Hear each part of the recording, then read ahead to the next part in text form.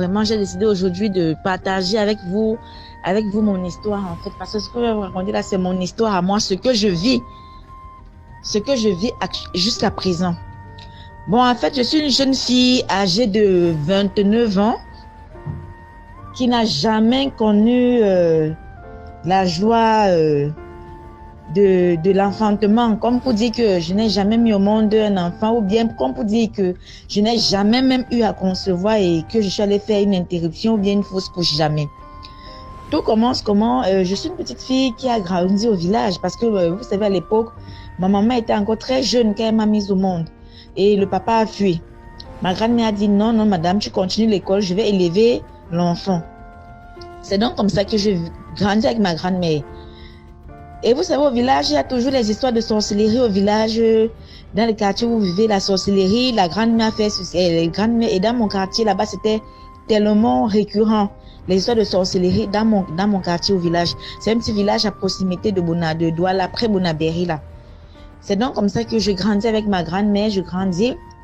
Une nuit, je dors avec ma grand-mère, vous savez, je dors, après, je tourne les yeux, je vois comme s'il y a quelqu'un qui est placé devant moi. Comme si quelqu'un qui est placé devant moi, la personne est placée devant moi, tout noir, je ne vois personne, je ne vois pas le visage, mais la personne est couverte de tout noir, la personne ne bouge pas, rien.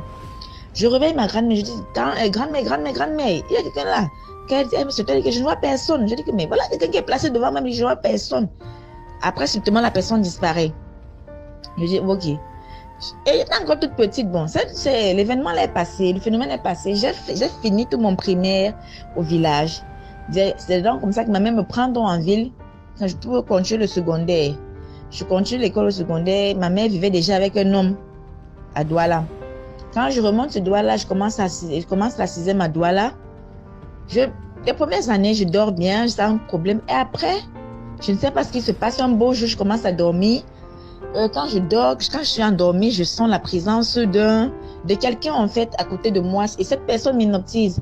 Ce n'est pas que je suis en train de... Ce n'est pas que c'est un rêve en fait, ou bien je suis en train de rêver, ou bien je suis profondément endormie. Je suis là, les yeux fermés, mais je sens la présence de quelqu'un. Je ne peux pas bouger, je ne peux rien faire, mais l'esprit m'hypnotise. Je peux rester comme ça 3 minutes, après je me réveille. C'était il y a tellement récurrent qu'à un moment, j'ai dû en parler à mon beau-père, donc ça dit le mari de ma maman. C'est lui qui me dit, quand tu as ça comme ça, il faut prier dans ton cœur. DM, je vous assure, c'était déjà devenu récurrent. Même si je dors n'importe où, j'ai toujours ce même problème. C'est donc comme ça, quand je dormais, je priais dans le cœur, je priais dans mon cœur. Quand je dors comme ça là, quand cet esprit vient, je commence à prier. Je prie, après je me réveille. Entre-temps, je travaillais dans un hôtel. Un jour, je suis en train de passer, il y a une dame qui m'interpelle, elle avait logé, elle me dit, ma fille, bonjour, je dis bonjour maman, elle me dit, je sais pas si je peux te parler, pousser, elle me dit que non, il n'y a pas de souci maman, je vous écoute. Elle me dit, excusez-moi de t'aborder, moi je suis telle, je sors de Bamenda, je suis une voyante et tout, vraiment, tu es passée là. Elle a commencé à me raconter l'histoire qu'on dit souvent partout, tu as une belle étoile, on t'a bloqué et tout, mais elle me dit, je suis en train de sentir la présence de quelqu'un. Quand tu passes là, il y a quelqu'un qui contrôle ta vie. Tu as quelqu'un qui contrôle ta vie. Fais très attention. Moi, je suis une voyante. Je ne traite pas. Mais je peux t'envoyer chez un homme de Dieu qui va prier pour toi. Je lui ai dit, ok, maman, moi, je n'ai pas de problème. Je vais aller chez un homme de Dieu. Je suis restée. L'histoire là m'a dérangée. Toute la journée, je suis allée voir ma collègue. Ouais, il y a une dame comme ça qui m'a vu comme ça. Elle me dit, ah, les dames là sont les menteuses et tout. Bon, j'ai essayé de simplifier. Je suis passée sur ça. Une autre fois, un monsieur m'aborde. Non seulement parce que, avant ça, toutes mes relations que j'avais, je vous assure, ce n'est pas que je suis une très très belle femme. Une très très très belle femme, très brune, belle, avec des formes. Mais quand un homme me rencontre, je vous assure, je n'ai pas un mois, l'homme passe, il disparaît. Nous n'avons pas de problème. La relation s'arrête là, il part. J'ai un BTS en logistique de transport, mais je n'arrive pas à trouver un travail digne de mon diplôme, en fait, de mon quotient intellectuel. C'est donc comme ça que le monsieur, c'est un monsieur aussi qui était un monsieur, il m'aborde et tout, on prend rendez-vous dans un restaurant à Bonaberry. C'est donc comme ça que j'y vais. Je vais pas à Bonaberry. Dès qu'on arrive au restaurant, le monsieur, on se commence à causer bien. Après, le monsieur me dit, j'arrive. Quand il revient, il me dit, ma fille, vraiment, excuse-moi, mais bon, je dois te laisser et tout. Je ne sais pas, mais je sais pas ce que tu as ramené là. Tu es entré là. Directement, quand tu es entré, il y a une femme qui était derrière toi. Elle t'a bien en blanc. Je dis, Seigneur, comment ça? Il me dit, tu pries? Je dis, oui, je prie beaucoup. C'est où je me dis, bon, attends, je vais t'expliquer ce qui se passe. J'ai essayé de lui expliquer ce que je ressens souvent quand je dors et ce que j'ai déjà eu quand surtout la femme m'a dit, mais pourquoi tu négliges ta vie? Ta vie est en danger. Ta vie est en danger parce que moi, j'ai vu une femme qui était derrière toi, mais dès que tu t'es assise, elle est sortie du restaurant. Ça veut donc dire que ta vie est contrôlée par cette femme. Fais très attention. Si tu veux, je peux t'aider en t'amenant vers un homme d'église et tout. Tu dis, ok, j'ai compris. Quand le monsieur est parti, c'est comme ça qu'il a coupé l'éponge. J'appelais, même il ne prenait plus le téléphone. Entre-temps, j'ai toujours des douleurs au ventre. Il a fait tout genre d'examen. On ne voit rien à l'hôpital. Mais quand le ventre peut me faire mal, le ventre peut me faire mal de lundi jusqu'à jeudi sans repos. J'ai déjà eu à prendre des purges et remèdes indigènes, ça ne change pas. C'est donc comme ça que j'explique le problème à ma cousine. Ma cousine arrive un jour, elle me trouve en train de me tordre de douleur dans la chambre. Elle me dit, ouais maman, la femme ne doit pas blaguer avec son ventre. Toi, tu as fait tous les examens, tu ne vois pas le résultat. Tu as blé, tu vois pas le résultat. Essaie aussi de voir si ce n'est pas mystique. C'est donc comme ça que maman, je vais commencer par où pour voir que c'est mystique. Elle me dit, bon, moi je connais une femme à Manjo, elle peut t'aider. C'est donc comme ça qu'elle dit, ok, appelle la dame alors. Je prends rendez-vous avec elle. On va chez la dame. La dame me consulte. Effectivement, elle dit des choses, les mêmes choses comme la première voyante m'avait dit, on a bloqué ta vie. Il y a une femme que je suis en train de voir qui a bloqué ta vie. Et c'est une femme qui est déjà décédée. C'est elle qui a bloqué ta vie et tout. Je dis, ok, qu'est-ce qu'il faut donc faire? Elle m'a donné la liste de tout ce qu'il faut faire, les lavages et tout et tout. Bon, ce jour, on a pris rendez-vous. Après, une semaine après, je suis revenue. Elle a travaillé sur moi. Pour les Africains, elle a travaillé sur moi. Après, elle m'a dit, va. Elle a continué. Et je vous assure, ce jour, elle a travaillé sur moi avec la poule. DMG, elle devait me laver avec l'eau de sang de la poule, je crois bien.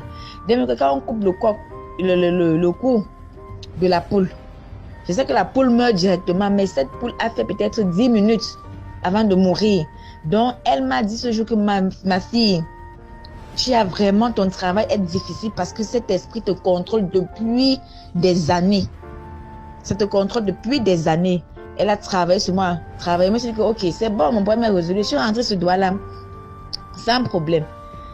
Mais juste là, je n'ai pas eu de résultat. J'avais toujours cet esprit. Chaque jour quand je dormais, je voyais toujours la présence. Je sentais toujours la présence de cet esprit. Parfois, même c'est mes pieds qu'on tirait la nuit quand je dormais. Tellement j'étais déjà fatiguée que j'allais voir ma grand-mère. Que grand-mère, ça ne va pas. Ma vie ne donne pas. Je vois la situation que je vis depuis comme ça. Elle me dit, ok, il n'y a pas de souci. Je vais me renseigner. On va chercher aussi un prêtre exorciste. Il va travailler. On va commencer les prières. C'est donc comme ça que ma grand-mère m'appelle. Elle me dit, tu es où? Je dis que je suis à Douala. Elle me dit, ok, ça, j'ai trouvé un prêtre exorciste. Donc après toi, il est seulement libre les mardis. On va aller là-bas le mardi.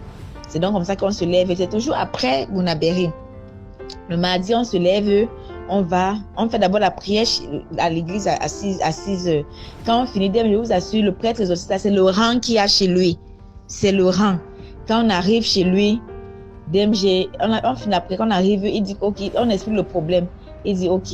Il me dit, il ne peut même pas recevoir, il ne peut pas travailler. Mais comme on sort de loin, il va nous recevoir. C'est donc comme ça que il commence, j'explique le problème. Il dit qu'effectivement, j'ai un esprit. Il ferme les yeux, il commence à prier. Après, il dit que oui, ma fille, tu as un esprit qui contrôle ta vie, qui vit en toi. C'est l'esprit et c'est une femme qui est en train de contrôler ta vie. Mais je vais chercher cet esprit avec les prières. Commencer les prières ce même jour. Je vous assure, ma grand-mère avait enregistré. Même jusqu'à présent, quand je criais, c'est la voix d'une femme, d'une vieille maman. Quand il mettait la croix sur moi, j'avais la force de 10 personnes parce qu'on était seulement à 3 dans son bureau, lui, ma grand-mère et moi. Mais à peine 2 minutes, il a commencé à prier. Il a appelé au moins 5 gars. qui sont venus pour me maîtriser. J'avais tellement une force qui n'avait pas de nom. C'est donc comme ça que il me dit, ouais, on va devoir interrompre les prières parce que je vais voyager. Ou c'est la période où c'est pastoral qui nous a dit et tout, donc les prêtres, eux, les catholiques, ils devaient voyager. Ma grand-mère me dit, ok, c'est pas grave. Il a dit qu'il peut nous confier à un autre prêtre. En attendant qu'il lui revienne, on continue les prières. Je continue d'avoir le prêtre là. Dès que lui va revenir, on va continuer avec lui. Dès que je vous assure, avec le prêtre là, chaque jour, je partais à l'église à 6 heures avec lui. Dès que je vais écrire les 6 heures, on avait les séances de prière. Les séances de prière. DMG, c'est là où les vraies attaques ont commencé. Je ne dormais pas la nuit. J'ai fait 1 mois chez ma grand-mère. Je ne dormais pas la nuit. Parfois, je dors. Quand je dors, je sens comme si je sens les pas dans la chambre. Je ressens les pas. L'esprit là vient m'hypnotiser. Je ressens les pas comme si quelqu'un marchait dans la chambre. Je ne peux pas bouger, je ne peux rien faire. Dès que je commence à prier dans le cœur, je me réveille, je crie. Ma grand-mère dit que c'est quoi? Il y avait qui dans la chambre? Elle me dit que mais il y a personne dans la chambre. Tu l'as vu qui? Elle dit que non. Il y a quelqu'un qui marche dans la chambre. Elle me dit que personne ne marche dans la chambre. Parfois la nuit je dors, je sens à la fenêtre, je vois un tissu noir qui se balade à la fenêtre et tout. Je me mets à crier à ma grand-mère que grand-mère, il y a un tissu noir à la fenêtre. Elle me dit qu'il n'y a personne. Elle ouvre la fenêtre. Ouais, voilà la fenêtre. Il n'y a personne. Je dis que grand-mère, il y a un tissu noir. Parfois, je dors, je vois une grand-mère au quartier. Elle est en train de me suivre avec le fouet. Après, DMG, on a continué les prières. Quand je dis au prêtre, il me dit que c'est les combats. Continue seulement les prières. DMG, je buvais maintenant. Mon eau était de l'eau bénie. Le sel était toujours sur moi. Mon chapelet, je portais toujours mon chapelet. Donc j'étais déjà, j'avais peur de dormir. Quand je suis seule dans la chambre, je ne dors pas. Je ne dormais pas, j'avais peur de fermer les yeux parce qu'à peine je fermais les yeux, l'esprit vient. À peine je fermais les yeux, on m'hypnotisait dans le sommeil. C'est donc comme ça que j'ai continué les prières avec lui, Il m'a dit que quand lui-même il priait sur moi, je sentais qu'il était menacé. Il me l'a dit, le prêtre là. Il m'a dit, il est menacé. Ton esprit est vraiment fort. Parce que quand on priait, je tombais. Je peux me coucher là. Je crie seulement, je ne comprends pas. Quand il finit, je me réveille, il me dit, ma fille, continue vraiment les prières. On va chercher cet esprit. Une fois, il me dit, il faut qu'on arrête de prier. Si je vais t'amener à la sacristie, je ne sais pas, à la sacristie, c'est là où ils gardent les catholiques, les croix, leur matériel de travail, quoi. Nous sommes entrés là-bas. Ce jour, dès que je suis entrée là-bas, mon corps a commencé à faire comme si on m'a versé l'eau. On a pris du piment avec de l'eau et on m'a versé ça au corps. Mon corps chauffait. Quand il dépose la croix sur moi, je crie. Quand il met la croix sur moi, je commence à crier la voix d'une femme. Est-ce que tu vas sortir? Je dis non. Est-ce que tu sors de ce corps? Il dit non. Est-ce que tu sors de ce corps? Il dit non. Tu t'appelles comment? Je dis je ne dis pas. Tu t'appelles comment? Je ne dis pas. DMG, je vous assure, cette nuit, on a prié de 18h jusqu'à 21h. Le prêtre était fatigué. Il a dit, ma fille, rentre. Demain matin, on va continuer les prières. Je suis rentrée. Vous savez, je peux pas, on dit souvent que c'est pas la prière. Dieu est là, c'est vrai. Mais si je dis seulement que je vais continuer à prier et je vais pas travailler, je vais faire comment pour payer les factures pour manger. J'ai d'abord dit, ok. J'ai dit au prêtre que bon, il faut que je rentre à ce doigt-là parce que j'avais demandé la permission pour 1 mois que j'allais me traiter. Il faut que je rentre ce doigt-là pour que j'aille continuer à travailler et tout. Il m'a donné une séance de prière, Il m'a donné de l'eau bénie, le sel béni, la croix, le chapelet. C'était ça mon combat. Quand je dormais, quand je suis rentrée, je vous assure que même si je dors chez une copine, j'avais ça. Ce qui fait que j'avais mon chapelet toujours au cou, mon sel et tout. Mais quand j'ai mis mon cœur dans la prière, j'ai fait des jeûnes. J'ai mis mon cœur dans la prière. Chacune les prières qui me donnaient les chansons, chaque nuit je priais. C'était pas facile. Le combat n'était pas du tout facile. Même jusqu'à présent, c'est pas encore fini. Mais ce n'est plus ça. Comme c'était au début, c'est en train de partir. Juste pour vous dire que vraiment, le mystique existe. On m'a dit que c'est l'esprit qui me suit, c'est un esprit de mort. Mais moi, je sais que Dieu est plus fort que cet esprit. Je vous assure, la prière est la première arme à tous nos problèmes. Donnons-nous à Jésus. La prière est la solution à tous nos problèmes. La prière est certainement lente, mais c'est la meilleure solution à tous nos problèmes. C'est ce que je suis en train de vivre actuellement. Parce que si ce n'était pas la prière, je serais morte depuis. Parce que cet esprit vient là pour le but de me tuer. Et cet esprit, c'est ça qui fait que je n'arrive pas à construire. Je ne sais pas, puisque j'ai déjà eu à faire tous les examens possibles d'MG, on ne voit rien. On ne voit rien, tout est clair, mais je ne sais pas pourquoi je n'arrive pas à concevoir. Mais avec la grâce de Dieu, je sais que je vais aller, cet esprit va partir et je vais concevoir et ma vie sera une réussite. Merci de poster mon histoire. Bonne année à tous.